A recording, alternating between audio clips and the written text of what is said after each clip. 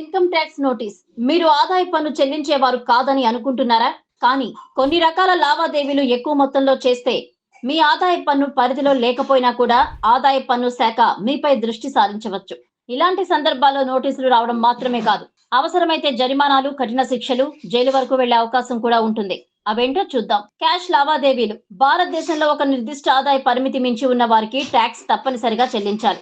అయితే మీ ఆదాయం ఆ పరిమితి లోపు ఉన్నప్పటికీ ఎక్కువ మొత్తంలో డబ్బుల బదిలీలు లేదా నగదు లావాదేవీలు చేస్తే ఆదాయ పన్ను శాఖ రిపోర్ట్ కోరుతుంది. బ్యాంకులు, ఫైనాన్షియల్ ఇన్స్టిట్యూట్స్ అన్ని లావాదేవీల వివరాలను స్పెసిఫైడ్ ఫైనాన్షియల్ ట్రాన్సాక్షన్స్ రూపంలో ఐటీ శాఖకు సమర్పిస్తాయి. అందులోని డేటా ద్వారా మీ పాన్ కార్డ్ లావాదేవీలకు ట్రాక్ అవుతాయి. ఉదాహరణకు మీరు ఐటీఆర్ లో వార్షిక ఆదాయం 2 లక్షలుగా చూపించిన అదే సమయంలో 14 లక్షల బంగారం కొన్నట్లు రికార్డులో కనబడితే ఐటీ శాఖ ఆ డబ్బు మూలం ఏమిటో వివరించమని అడుగుతుంది. ఇది తప్పనిసరి సమాధానం చెప్పాల్సిన పరిస్థితి. ఎలాంటి సందర్భాల్లో నోటీసులు రావచ్చు, అవేంటో చూద్దాం.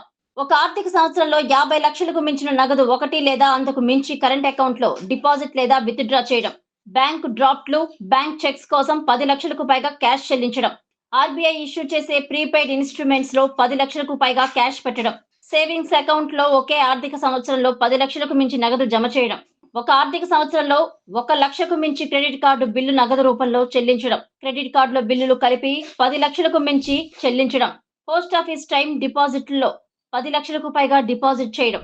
మొత్తంగా చెప్పాలంటే ఆదాయం తక్కువైనా భారీ లావాదేవీలు చేస్తే అవి ఐటీ శాఖ రికార్డుల్లో కనిపిస్తాయి. అలాంటప్పుడు నోటీసులు రావడం ఖాయం. కాబట్టి ప్రతి ట్రాన్సాక్షన్స్ కు సరైన ఆధారాలు ఉండేలా చూసుకోవాలి.